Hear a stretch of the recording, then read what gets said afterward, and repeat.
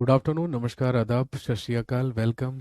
जी, class live हो चुकी है। ठीक 3 बजकर अब 18 मिनट हुए हैं। तारीख आपको पता है, दिस इज 29 ऑफ नवंबर 2021। आज 29 नवंबर 2021 है। क्लास पूरी तरीके से लाइव है।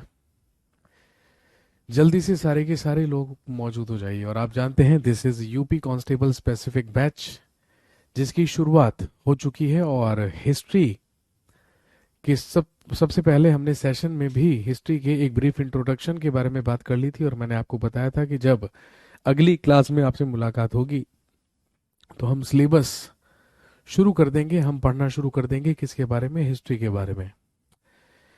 चलिए शुरुआत करते हैं। सबसे पहले हेडिंग डाल लीजिए। हम सबसे पहले कवर करेंगे एंशियंट इंडिया या प्राचीन भारत।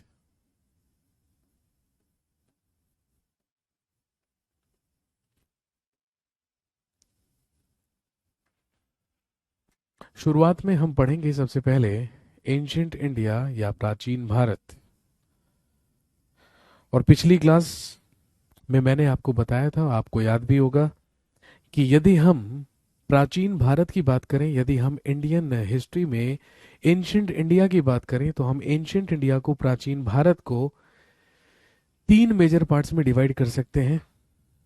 और आप जानते हैं वो 3 मेजर पार्ट्स कौन कौन से हैं। सबसे पहला प्री हिस्टोरिक पीरियड या प्रागैतिहासिक काल, दूसरा प्रोटो हिस्टोरिक पीरियड या आद्य ऐतिहासिक काल, और तीसरा होता है हिस्टोरिक पीरियड या ऐतिहासिक काल। प्री हिस्टोरिक पीरियड या प्रागैतिहासिक काल वो समय है या वो काल है जिसके हमारे पास अवशेष तो हैं, लेकिन कोई भी लिखित साक्ष्य नहीं है, कोई भी रिटन सोर्स नहीं है, जो केवल और केवल अवशेषों पर आधारित है। प्रोटो हिस्टोरिक पीरियड, आद्य ऐतिहासिक काल, वो काल कहलाता है जिसके हमारे पास अवशेष भी हैं और रिटन सोर्स या लिखित साक्ष्य भी हैं। जितने भी लिखित साक्ष्य हमें मिले हैं लेकिन उन्हें पढ़ने में सफलता हासिल नहीं की गई है, उसको हम कहते हैं प्रोटो हिस्टोरिक पीरियड या आद्य ऐतिहासिक काल। और ध्यान रखेंगे, जिस काल के हमारे पास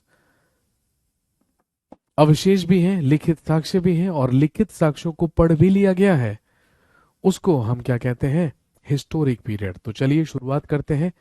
सबसे पहले हम इसमें पढ़ेंगे प्री हिस्टोरिक पीरियड या प्रागैतिहासिक काल के बारे में।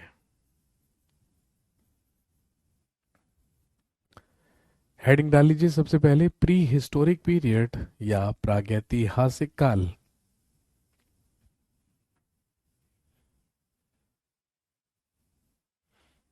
और यदि हम प्रागैतिहासिक काल के बारे में बात करें तो हम प्रागैतिहासिक काल को भी दो एजेस में डिवाइड करते हैं, दो युगों में विभाजित करते हैं। एक स्टोन एज और एक मेटल एज। एक को कहते हैं पाषाण युग और एक को कहा जाता है धातु युग। तो दोस्तों, इसमें हम पढ़ेंगे आज सबसे पहले पाषाण युग के बारे में। हेडिंग डाल लीजिए, स्टोन एज या पाषाण युग। स्टोन एज या पाषाण युग। और यदि हम स्टोन एज या पाषाण युग की भी बात करें तो आप जानते हैं कि पाषाण युग को भी 3 कालों में विभाजित किया जाता है या 3 पीरियड्स में डिवाइड किया जाता है, जिसमें सबसे पहला कहलाता है, लिखिए, पुरा पाषाण काल। सबसे पहला कहलाता है पुरा पाषाण काल, या इंग्लिश में आप इसको लिख सकते हैं पैलियोलिथिक पीरियड।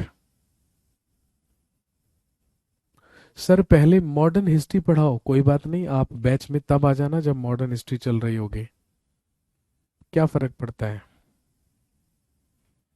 अगर मैं पहले मॉडर्न हिस्ट्री भी पढ़ा दूंगा तो कौन सा तू कांस्टेबल बन जाएगा, ये बता। पढ़ना तो सभी कुछ है मेरे भाई, है ना। और आपके एग्जाम से पहले सिलेबस कंप्लीट हो जाएगा। तो जैसे मर्जी पढ़ लीजिए। प्राचीन भारत पढ़ने का मन नहीं है तो जब आधुनिक भारत होगा तब आ जाना आप लाइव। अभी वापस चले जाइए, जैसे आए हैं वैसे ही लौट जाइए। . . . . . . . . . . . . . . . . . . . . . . . . . . . . . . . . . . . . . . . . . . . . . . . . . . . . . . . . . .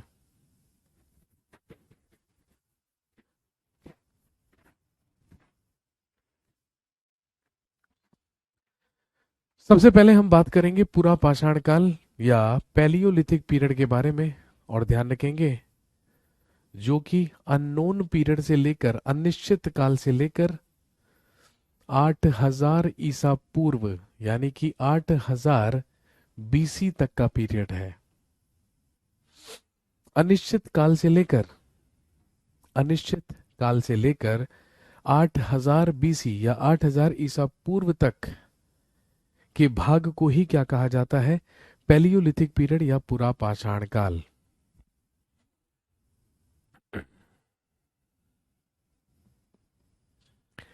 चलिए लिखेंगे सबसे पहला पॉइंट। सबसे पहला पॉइंट इसमें लिखेंगे, लिखिए इसी काल में मनुष्य ने आग का आविष्कार किया। इसी काल में मनुष्य के द्वारा आग का आविष्कार किया गया। इन that period man invented fire. इसी काल में मनुष्य के द्वारा आग का आविष्कार किया गया, लेकिन आग का इस्तेमाल कैसे करना है इससे मानव परिचित नहीं था। तो आप लिख सकते हैं लेकिन मनुष्य इस काल में आग के इस्तेमाल से परिचित नहीं था। या आप लिख सकते हैं आग का इस्तेमाल करना इस काल में मनुष्य नहीं जानता था। आग का इस्तेमाल करना इस काल में मनुष्य नहीं जानता था।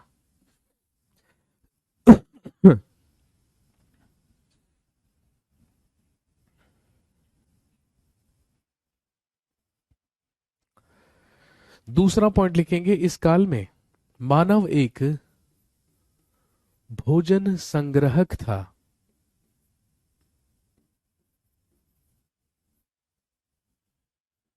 इस काल में मनुष्य एक भोजन संग्रहक था और पूरे तरीके से इसी पर आश्रित था। लिखेंगे इस काल में मनुष्य एक भोजन संग्रहक था और पूरी तरीके से इसी पर आश्रित था। In that period man used to be dependent on food gathering. इसीलिए मनुष्य को भोजन संग्रहक कहा गया है। इंग्लिश में फूड गैदरर लिख सकते हैं।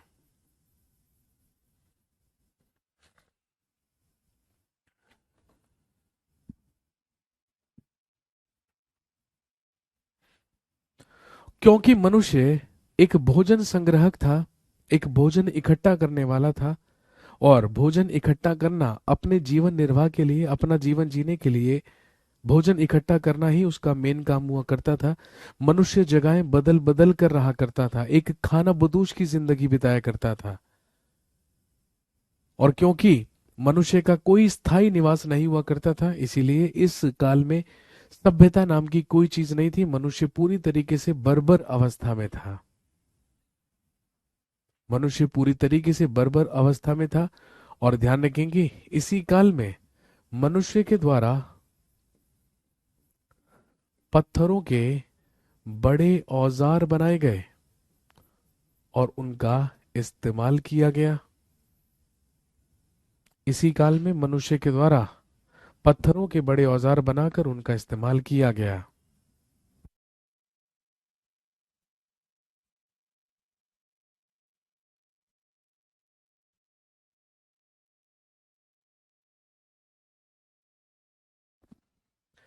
इस काल में मनुष्य के द्वारा पत्थरों के बड़े औजार बनाए गए, जिन्हें कहा जाता था हैंड एक्स,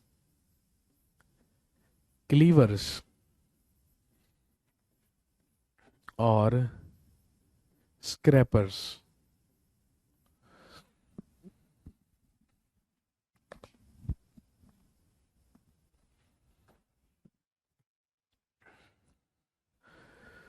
पूरा पाषाण काल में मनुष्य के द्वारा पत्थरों के बड़े बड़े औजार बनाए जाते थे। क्यों बनाए जाते थे? जानवरों का शिकार करने के लिए। लिखेंगे इन औजारों का इस्तेमाल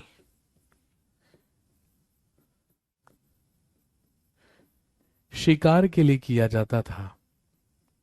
और इसीलिए हम कह सकते हैं कि इस काल में मानव एक शिकारी हुआ करता था। Man use to be a hunter in that period.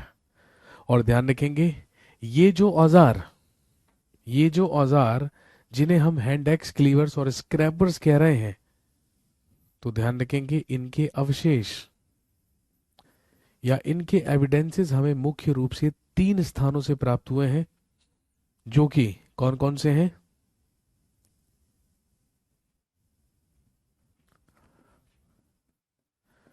पहला लिखेंगे बेलन नदी घाटी, दूसरा लिखेंगे सोहन नदी घाटी,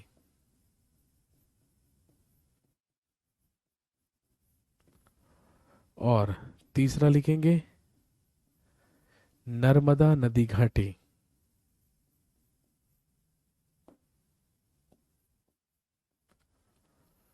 बेलन नदी घाटी, सोहन नदी घाटी और नर्मदा नदी घाटी से इन औजारों के अवशेष हमें प्राप्त हुए हैं।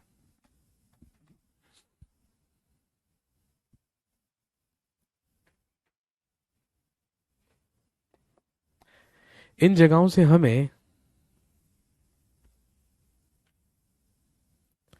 इन्हीं जगहों से हमें वो कुछ पत्थरों के बनाए हुए औजार प्राप्त हुए हैं,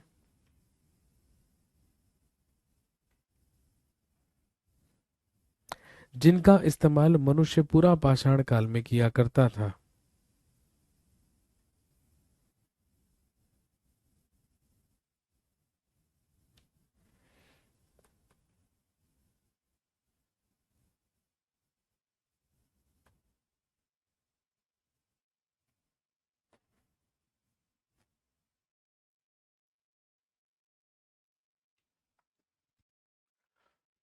इसके अलावा पूरा पाषाण काल की ही कुछ गुफा चित्रकारी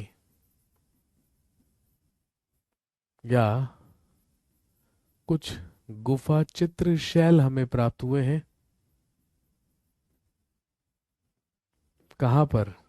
ध्यान रखेंगे, मध्य प्रदेश के भोपाल के समीप भीमबेटका नामक स्थान पर।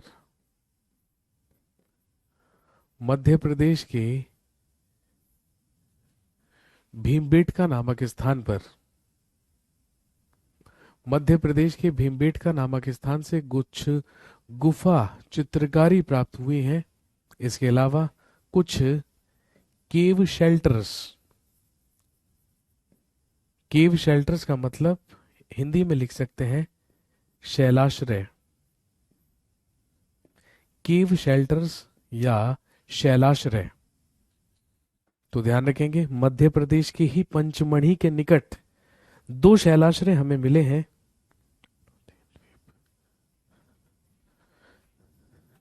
जो कहलाते हैं, एक लिखेंगे डेरोथी द्वीप और एक कहलाता है जम्बू द्वीप।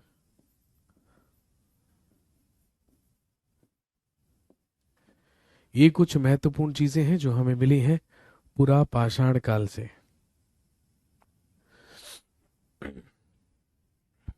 नोट कीजिए।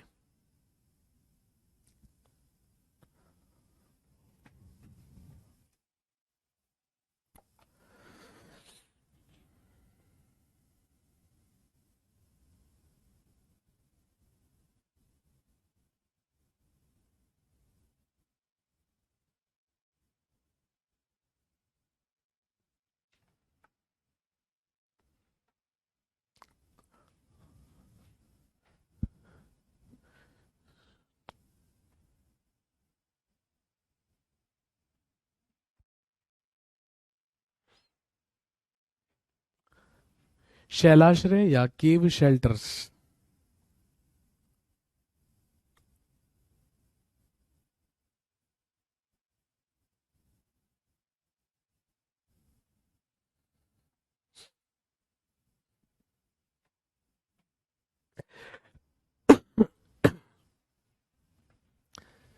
ये था पाषाण युग का सबसे पहला काल, जो कहलाता है पूरा पाषाण काल या पैलियोलिथिक पीरियड। नोट कर लिया है सबने?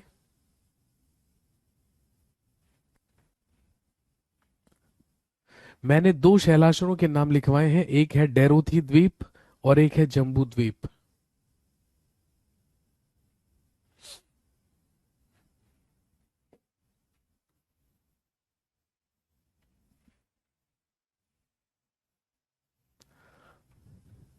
इसके बाद दूसरा लिखिए मेसोलिथिक पीरियड या मध्य पाषाण काल।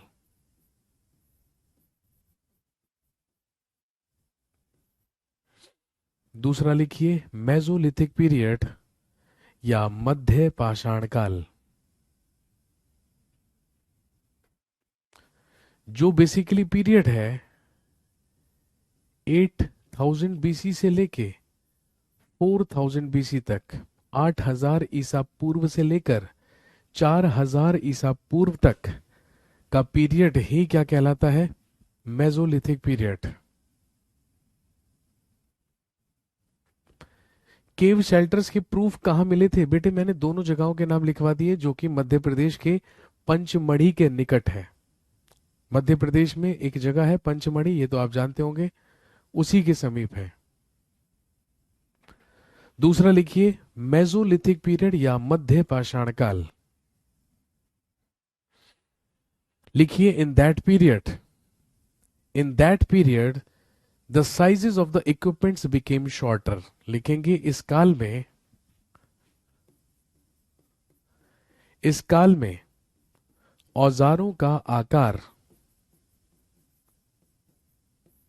छोटा हुआ।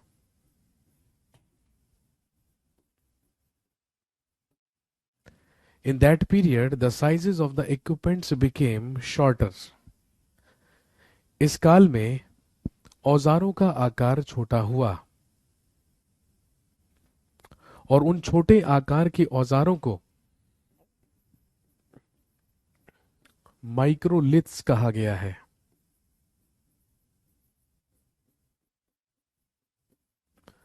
वो छोटे आकार के जो औजार हैं उन्हें कहा गया है माइक्रोलिथ।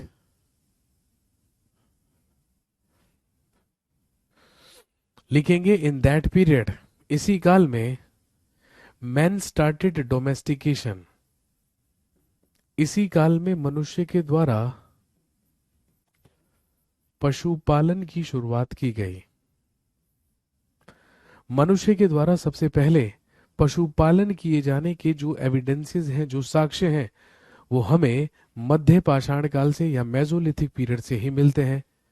और ध्यान रखेंगे मनुष्य के द्वारा पशुपालन किए जाने के सबसे पहले एविडेंस, सबसे पहले साक्ष्य हमें दो जगहों से मिलते हैं। सबसे पहला लिख लीजिएगा आदमगढ़, मध्य प्रदेश का आदमगढ़ नामक स्थान,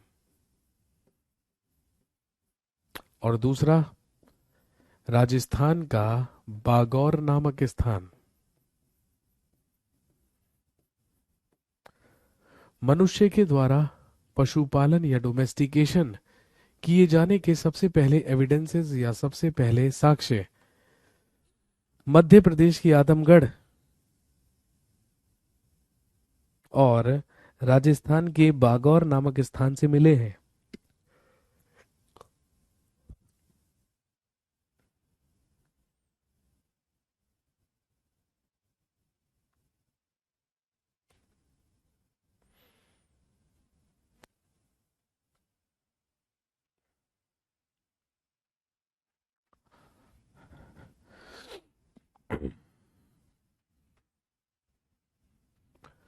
और ध्यान रखेंगे लिखेंगे इन दैट पीरियड, इसी काल में first evidences of human skeletons were found.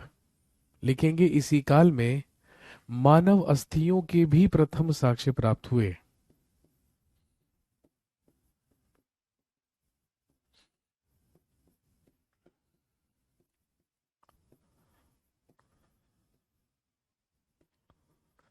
इसी काल में मानव अस्थियों के भी प्रथम साक्ष्य प्राप्त हुए हैं। इन that period first evidence in that period first evidence of human skeletons was found. अब भाई क्योंकि ये यूपी कांस्टेबल का बैच है, तो मानव अस्थियों के प्रथम साक्ष्य, ठीक है, जो भी चीज उत्तर प्रदेश के लिए इंपॉर्टेंट रहेगी या आपके एग्जाम के लिए इंपॉर्टेंट रहेगी, तो ध्यान रखिएगा, मैं वहां पर स्टार बनाते चलूंगा, ठीक है। पूरा का पूरा इतिहास जब हम पढ़ेंगे तो उसमें हम जो भी चीज स्पेसिफिकली यूपी के लिए पढ़ेंगे, तो वो डेफिनेटली आपके एग्जाम के लिए क्या हो जाएगी, इंपॉर्टेंट हो जाएगी। जैसे मैंने कहा, मानव अस्थियों के प्रथम साक्ष्य, तो हम सब जानते हैं मानव अस्थियों के सबसे पहले साक्ष्य उत्तर प्रदेश के ही प्रतापगढ़ के सराय नाहर नामक स्थान से प्राप्त हुए हैं। तो लिख लीजिए, सराय नाहर, प्रतापगढ़, उत्तर प्रदेश। तो ये इंपॉर्टेंट हो जाएगा, ये ज्यादा इंपॉर्टेंट हो जाएगा आपके एग्जाम के लिए, क्योंकि हम बात कर रहे हैं यहां पर उत्तर प्रदेश के ही प्रतापगढ़ के सराय नाहर नामक स्थान की। क्योंकि क्योंकि आप जानते हैं कि यहां पर मानव अस्थियों के सबसे पहले साक्ष्य, सबसे पहले एविडेंसेस हमें मिले थे।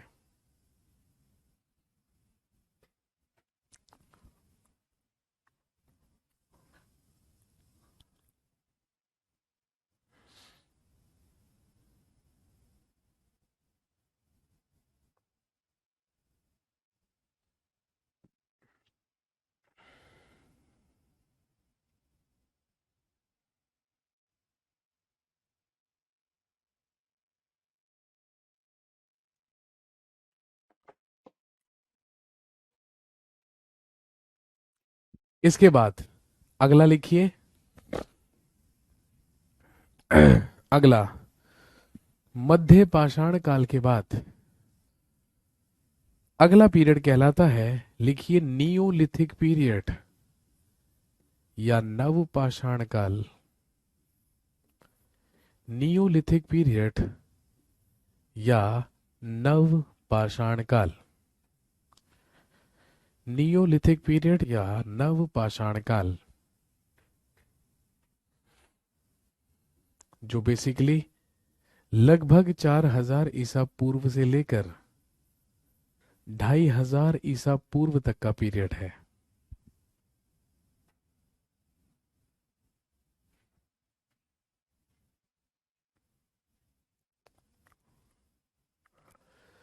नव पाषाण काल या नियोलिथिक पीरियड 4000 ईसा पूर्व से लेकर लगभग 2500 ईसा पूर्व तक का पीरियड।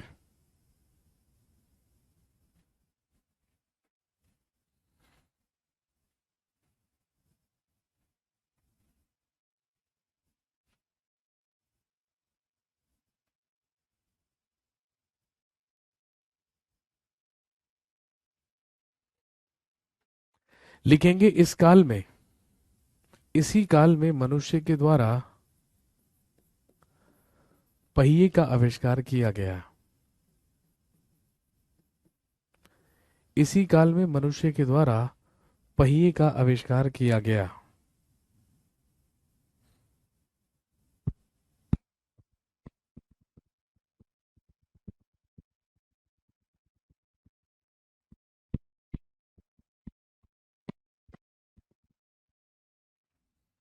इसके अलावा लिखेंगे, इस काल में ही मनुष्य के द्वारा कृषि करने की शुरुआत की गई। इसी काल में मनुष्य के द्वारा कृषि करने की शुरुआत की गई। इन that period man started agriculture. इसी काल में मनुष्य ने कृषि की शुरुआत की। इन that period man started agriculture. और ध्यान रखेंगे, मनुष्य के द्वारा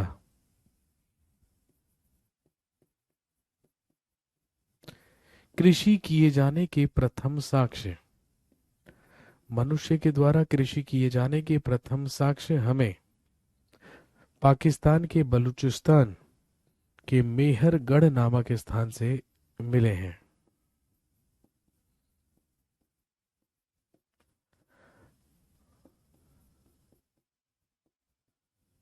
पाकिस्तान के बलूचिस्तान की मेहरगढ़ नामक स्थान से मनुष्य के द्वारा सबसे पहले कृषि किए जाने के एविडेंसेस या साक्ष्य हमें प्राप्त हुए हैं।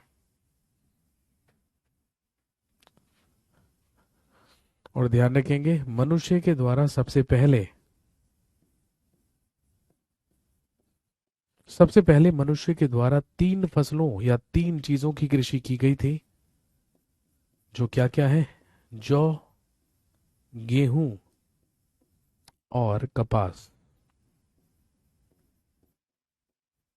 Barley, wheat and cotton. Barley, wheat and cotton.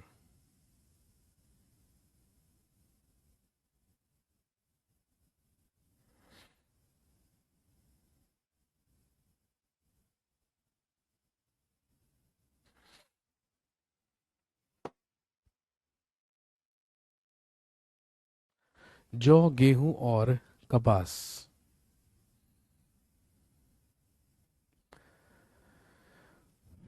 इसके अलावा लिखेंगे चावल की कृषि के प्रथम साक्ष्य नवपाषाण काल में ही चावल की कृषि के प्रथम साक्ष्य भी हमें मिले हैं। First evidence of harvesting of rice.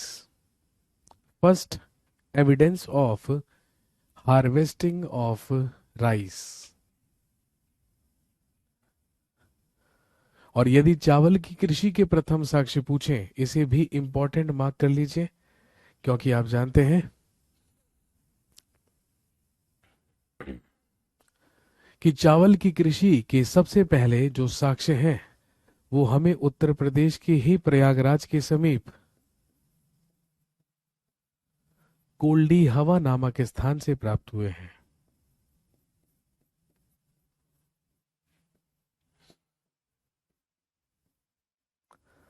Uttar Pradesh के प्रयागराज का कोल्डी हवा नामक स्थान, जहां से चावल की कृषि के साक्ष्य हमें मिले हैं।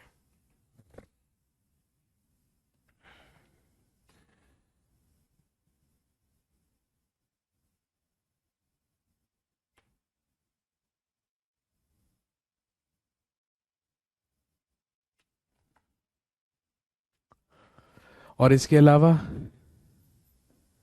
लिखेंगे बुर्ज होम और गुफकराल। दो स्थान, एक बुर्ज होम और दूसरा गुफकराल, जो कि कहां से मिले हैं? जो कि कहां पर है? जम्मू और कश्मीर में। लिखेंगे जम्मू कश्मीर का बुर्ज होम और गुफकराल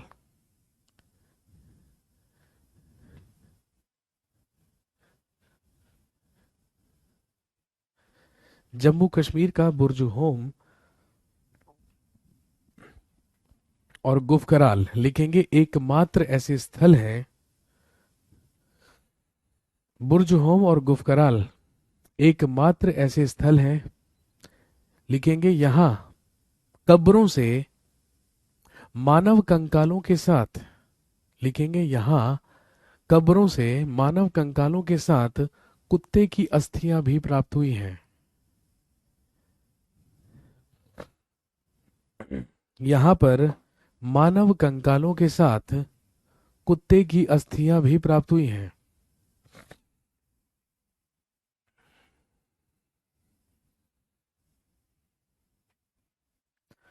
आपसे पूछेंगे कि बताइए पाषाण काल में वो कौन सा स्थल था या वो कौन सी जगह थी जहां पर मानव अस्थियों के साथ साथ कुत्ते की अस्थियां भी हमें क्या हुई हैं? प्राप्त हुई हैं। तो ध्यान रखेंगे वो जगह थी बुर्ज होम और गुफकराल, जो कि जम्मू कश्मीर में है।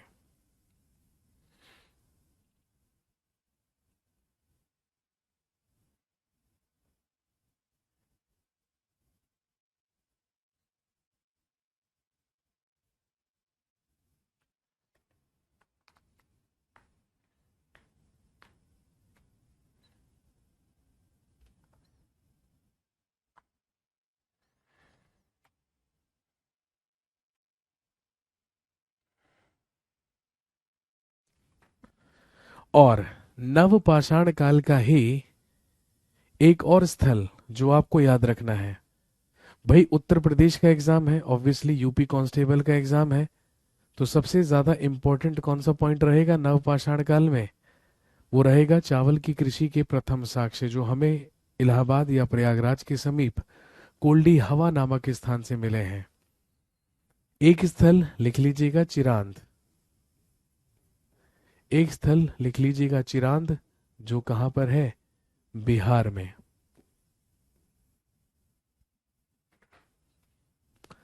तो आप सब यूपी के हैं, तो आपके लिए ज्यादा इंपॉर्टेंट पॉइंट कौन सा है? उत्तर प्रदेश से संबंधित पॉइंट। अब यदि आप यूपी कांस्टेबल की जगह बिहार कांस्टेबल की तैयारी कर रहे होते हैं, तो फिर इस पॉइंट की कोई वैल्यू नहीं थी, फिर वैल्यू किस पॉइंट की हो जाती? बिहार का चिरांद नामक स्थल। लिखेंगे इस स्थल में, लिखेंगे इस स्थल में, या इस स्थल से प्रचुर मात्रा में अस्थियां प्राप्त हुई हैं और हिरण के सींग भी इसी जगह से प्राप्त हुए हैं। चिरांद से हमें मिली है अधिक मात्रा में अस्थियां,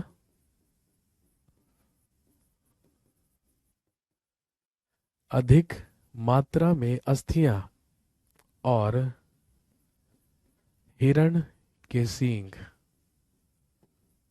बिहार के चिरांद नामक स्थल से।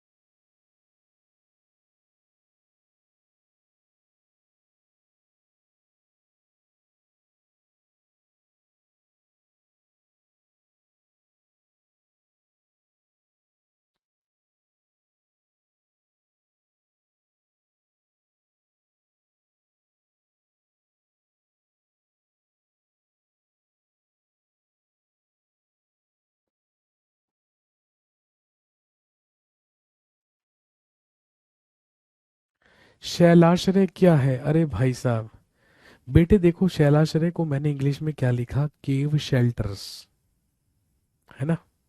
केव का मतलब होता है गुफा, ठीक है? और शेल्टर का मतलब होता है आश्रय।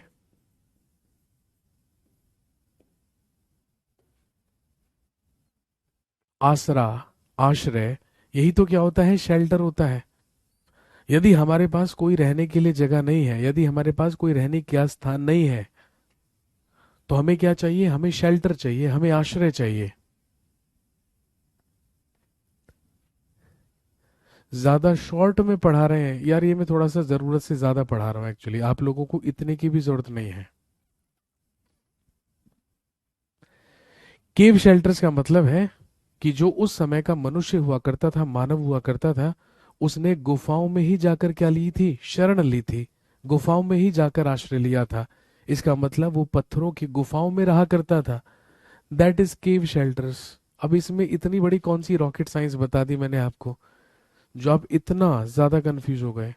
भाई यदि आपको हिंदी का टिपिकल वर्ड समझ में नहीं आया, तो शैलाश्रय के साथ साथ मैंने केव शेल्टर्स भी लिखा, तो आप उससे मीनिंग निकालिए, तभी तो समझ में आएगा।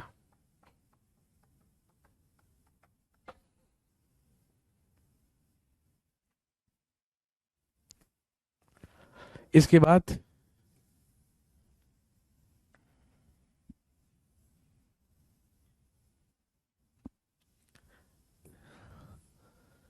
इसके बाद हेडिंग डाल लीजिए, मेटल एज, या जिसे आप हिंदी में लिख सकते हैं धातु युग। मेटल एज या धातु युग।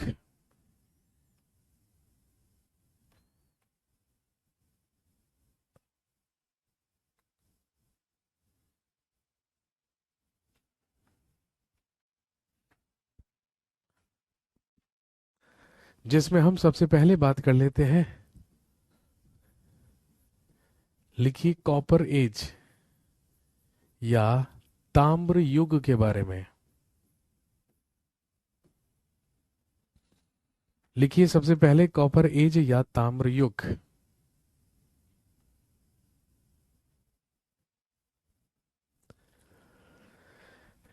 लिखिए तांबे का आविष्कार या तांबे की खोज। लिखिए तांबे की खोज लगभग 5000 ईसा पूर्व में मानी जाती है। तांबे की खोज लगभग 5000 ईसा पूर्व में मानी जाती है। ऐसा माना जाता है कि जो ताम्र है, जो तांबा है, जो कॉपर है, वो मनुष्य के द्वारा खोजी गई सबसे पहली धातु है। क्वेश्चन आता है एग्जाम में पूछेंगे, बताइए मनुष्य के द्वारा सबसे पहले किस धातु की खोज की गई थी। तो मनुष्य के द्वारा खोजा गया सबसे पहला मेटल या सबसे पहले धातु ही कौन सी थी? कॉपर। और ऐसा माना जाता है कि तांबे की खोज लगभग 5000 ईसा पूर्व में ही हो चुकी थी।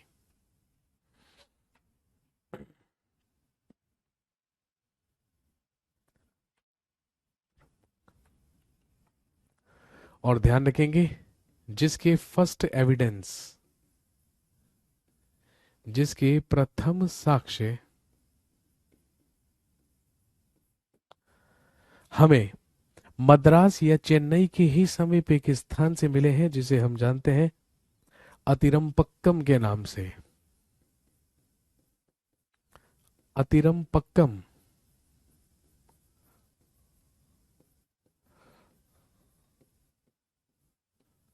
ध्यान रखेंगे, अतिरम्पक्कम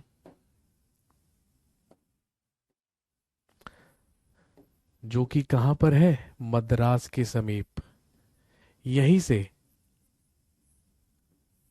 ताम्र युग का सबसे पहला अवशेष या सबसे पहला साक्ष्य हमें प्राप्त हुआ है, जो कि एक क्या थी? लिख लेंगे, तांबे की कुल्हाड़ी।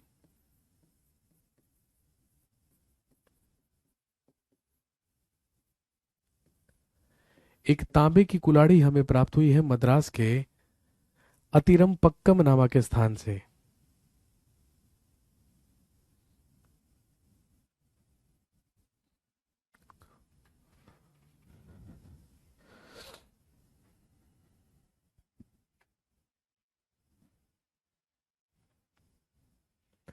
लिखेंगे,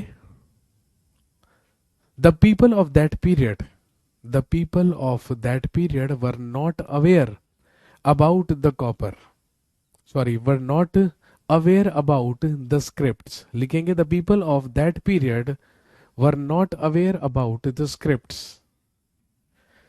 लिखिए इस काल के लोग, इस काल के लोग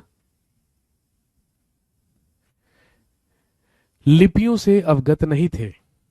इस काल के लोग लिपियों से अवगत नहीं थे, या आप कह सकते हैं कि लिखने की कला नहीं जानते थे।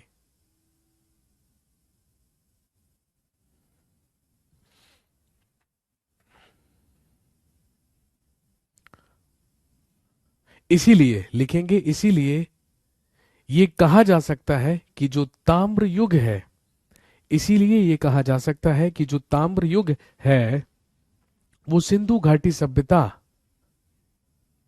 की, वह सिंधु घाटी सभ्यता के बिल्कुल पहले का काल है।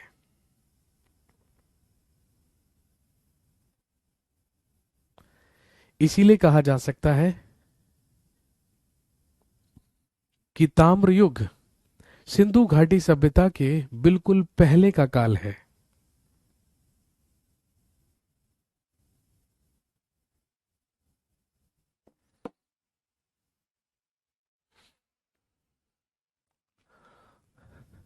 अगला पॉइंट लिखेंगे, लिखेंगे तांबे का इस्तेमाल सबसे ज्यादा सिंधु घाटी की सभ्यता के लोगों के द्वारा ही किया गया। लिखेंगे तांबे का इस्तेमाल सबसे ज्यादा सिंधु घाटी सभ्यता के लोगों के द्वारा ही किया गया।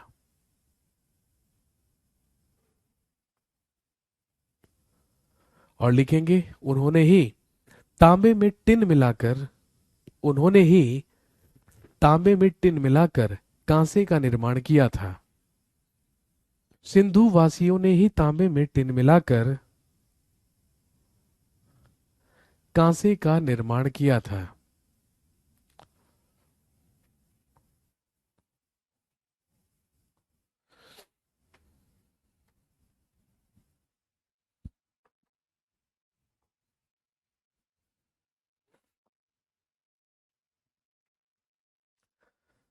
वही कहलाता है कॉपर एज या ताम्र युग।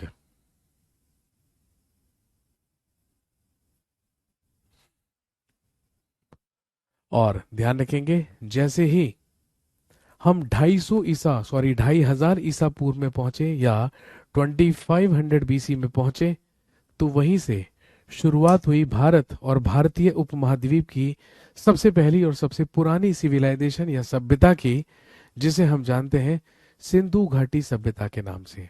चलिए, यहीं पर समाप्त होता है स्टोन एज या पाषाण युग। आज की कहानी को यहीं पर रोकेंगे। कल आपसे जब मुलाकात होगी या अगली क्लास में जब आपसे मुलाकात होगी, तो हम पढ़ेंगे सिंधु घाटी की सभ्यता, Indus valley civilisation. Thank you very much. Have a nice day. शुक्रिया, धन्यवाद।